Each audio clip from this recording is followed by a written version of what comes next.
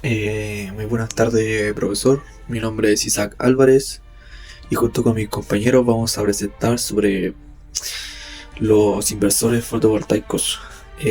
Bueno, yo voy a hacer la introducción. Y bueno, los inversores son relevantes en la transición hacia un modelo energético sustentable. A través de los paneles solares, la radiación que se convierte en electricidad en forma de corriente continua. Sin embargo, para que esta energía pueda ser utilizada de manera segura y eficiente, es necesario integrar dispositivos electrónicos especializados que destacan los controladores de carga inversores. Es decir, que estos dispositivos electrónicos necesitan los rayos del sol, o sea, los rayos, como se puede decir, un ejemplo, ultravioleta, para que haga un efecto de la electricidad en estos equipos. Bueno, los controladores cumplen la función de regular y optimizar el flujo de la energía entre los módulos solares, las baterías y las cargas. Entre sus principales tareas se encuentran en la protección contra sobrecargas, la prevención de descargas, también son profundas para acumuladores y maximización de la eficiencia mediante técnicas como el MPPT. Bueno, ¿qué es el MPPT? Significa Maximus Power Point Tracking. Bueno, estas características permiten prolongar la vida útil del equipo y así suministrar y asegurar un suministro estable. Bueno, por su parte los inversores son responsables de transformar la corriente continua en corriente alterna, lo cual con los equipos eléctricos es cotidiano y con la red de distribución.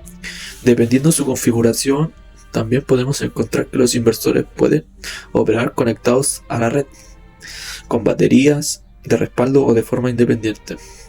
Bueno, este informe me permite abordar en detalle el tipo de características y operación dimensionamiento de controladores e inversores, destacando su papel fundamental y el diseño y funcionamiento de sistemas solares y fotovoltaicos. Hola, buenas tardes, mi nombre es Juan Jiménez y en este video les voy a explicar lo que es un regulador o controlador de carga solar, para qué sirve y cuáles son sus principales tipos. Primero que nada, ¿qué es un regulador o controlador de carga solar? Un regulador o controlador de carga solar es un dispositivo que se coloca entre los paneles solares y la batería, que su función es regular y controlar la energía que llega a las baterías, evitando así que éstas se sobrecarguen y se aseguran de que éstas carguen de forma segura y más eficiente.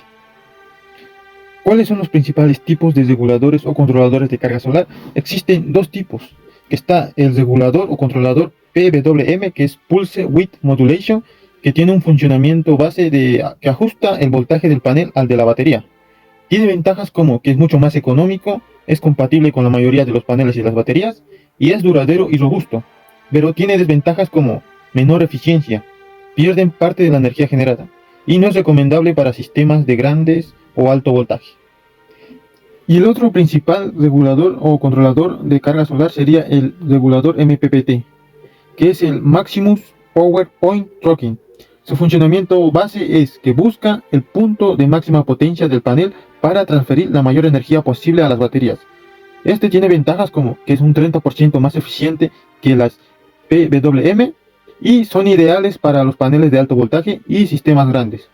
Y además tiene mejor rendimiento en climas variables como nubes o temperaturas.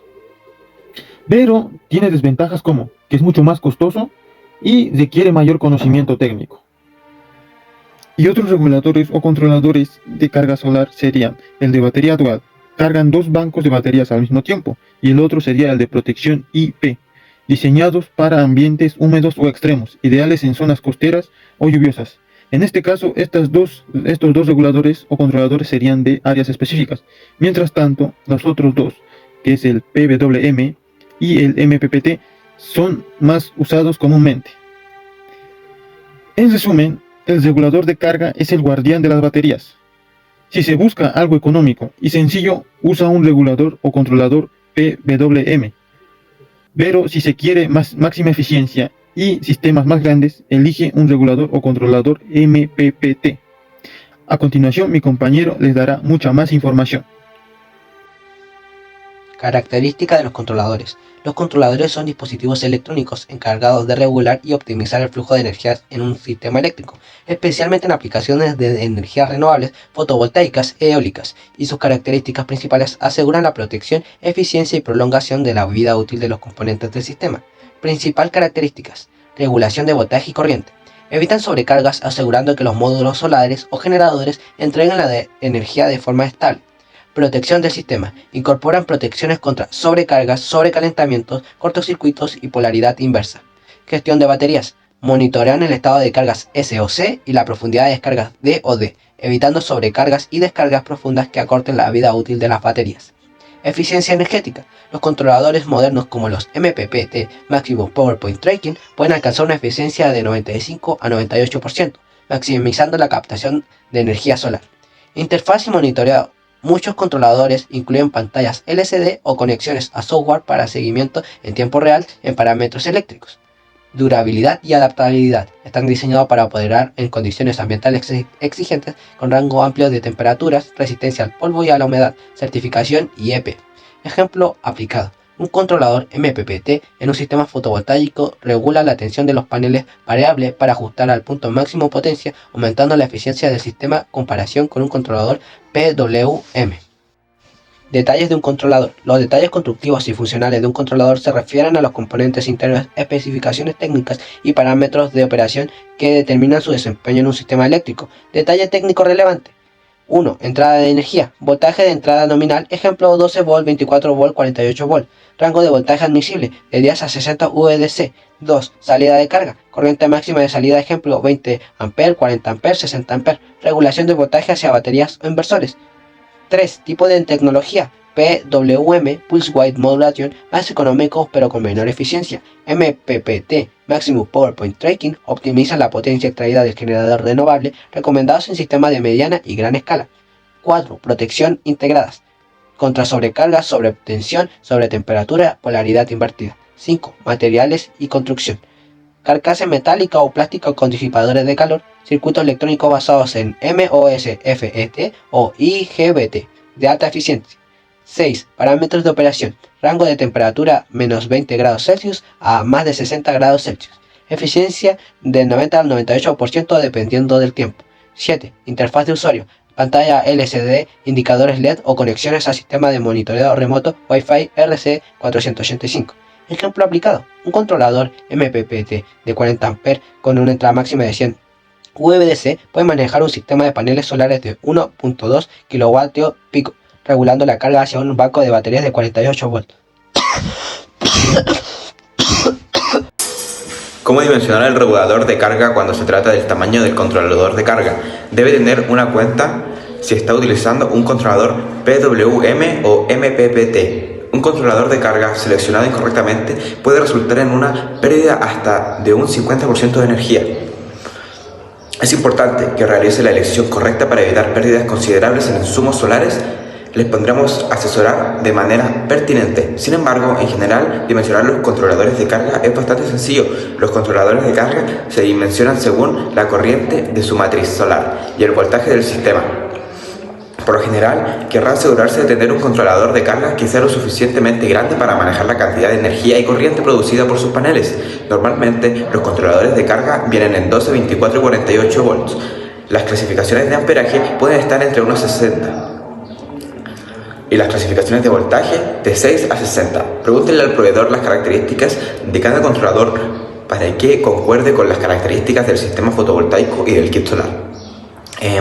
Si los voltios de su sistema solar fueran de 12 y sus amperes de 14, necesitaría un controlador de carga solar que tuviera al menos 14 amperes. Sin embargo, debido a factores ambientales, debe tener en cuenta un 25% adicional para llevar los mínimos que este controlador de encargador de energía debe tener de 17,5 amperes. Entonces, en este caso necesitaría un controlador de carga de 12 volt y 20 amperes. El tamaño del regulador de carga PWM. Los controladores PWM no pueden limitar su salida de corriente, simplemente usan la corriente de matriz, por lo tanto de la matriz solar pueden producir 40 amperes de corriente. Así que, utilizando solo uno que tiene capacidad nominal de 30 A, entonces el controlador podría dañarse. Es crucial asegurarse de que su controlador y su carga coincidan o sea compatible y tenga el tamaño adecuado para sus paneles. Al mirar un controlador de carga, hay varias variedades de estas cosas que pueden examinar en su lista específicamente de etiqueta, o un controlador PWM tendrá una lectura de amplificador. Por ejemplo, un controlador de 30 A, esto es generalmente las dos cosas que un controlador PWM son de amperaje y de clasificación de voltaje. En primer lugar, queremos observar el voltaje nominal del sistema. Esto nos dirá que con bancos de batería de voltaje es compatible el controlador. En este caso pueden utilizar bancos de baterías de 12 volts a 24 volts. En un banco de baterías de 48 volts el controlador no podrá funcionar. En segundo lugar, observamos la corriente nominal de la batería.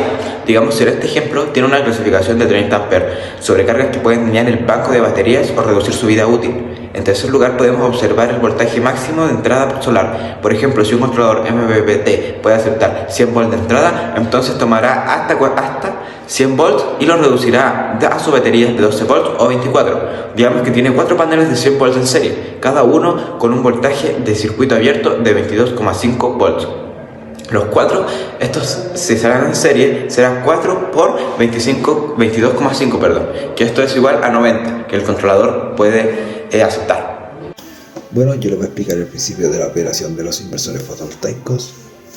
El inversor es el dispositivo clave en un sistema fotovoltaico, ya que transforma la corriente continua generada por los módulos solares en corriente alterna, que es la utilizada por la mayoría de aparatos eléctricos y de la red de distribución. Etapas principales de su operación serían la entrada de corriente continua, DC, que serían los paneles solares que entregan voltaje variable dependiendo de la radiación solar, temperatura y condición de carga. Por segundo tenemos el seguimiento de punto de máxima potencia, llamada MPPT, en donde el inversor utiliza algoritmos de Maximum Power Point Tracking para juntar continuamente la resistencia equivalente y operar el generador fotovoltaico en el punto de máxima potencia. Esto maximiza tanto la eficiencia y garantiza el aprovechamiento posible de la energía solar. Como tercer paso tenemos la conversión de DC a AC, la inversión propiamente tal, donde un conjunto de transistores de potencia conmuta la corriente continua en pulsos de alta frecuencia, mediante técnicas de modulación de ancho de pulso. Se sintetiza una señal de corriente alterna senoidal de 50 Hz. Como cuarto paso tenemos el filtrado y acondicionamiento de señal, donde se utilizan filtros para suavizar los pulsos y obtener una onda senoidal limpia. Como quinto paso tenemos que el control y sincronización con la red. En sistemas conectados a red, el inversor sincroniza la frecuencia, amplitud y fase con la red eléctrica para poder inyectar energía. Además cumple normas de calidad de energía, anti-isla, factor de potencia de seguridad eléctrica. En resumen, el inversor no solamente convierte energía solar, sino que también gestiona, garantizando la eficiencia y seguridad y calidad del suministro. También tenemos la clasificación según la topología de instalación. Tenemos los inversores centrales o central inverter, las cuales contienen potencias grandes de 100 kW y varios megawatts. Se conectan con muchos strings de paneles a un solo inversor, menor costo por watt, pero un fallo detiene toda la planta. Usados en plantas solares a gran escala, tenemos los inversores strings, un inversor por cada grupo de paneles solares, potencias típicas entre 1 y 100 kW. Tiene mayor flexibilidad, mantenimiento más sencillo que los centrales, muy utilizados en instalaciones residenciales y comerciales. También tenemos los microinversores, un inversor por cada panel solar o por cada dos. Optimizan el rendimiento individual del módulo, evitando pérdidas por sombras parciales. Ideales en techos con orientación o inclinación variable, mayor costo inicial, pero más confiables y escalables. También tenemos los inversores con optimizadores de potencia, los cuales combinan lo mejor de los strings y microinversores. Cada panel tiene un optimizador que realiza MPPT local y la conversión de DC a AC lo hace un inversor centralizado, mejor eficiencia en condiciones de sombreado. Inversores on-grid. ¿Qué son? Inversores que convierten la energía solar para uso inmediato en el hogar, inyectando el excedente a la red eléctrica pública. No tienen baterías, son ideales para lugares con una red eléctrica estable, donde se busca reducir el costo de la factura de luz a un costo más bajo. Ventajas son que tiene un bajo costo inicial, un mínimo de mantenimiento y alta eficiencia. Unas desventajas que tiene es que no funciona durante un corte de luz. También tenemos inversores híbridos, que son inversores con baterías. Estos inversores se conectan a la red, pero también gestionan la carga de un banco de baterías. Son ideal para quienes desean reducir su dependencia de la red y tener un respaldo de energía en caso de apagones. Las ventajas son que proporcionan una energía de respaldo, aumentan la independencia energética y también optimizan el consumo de esta.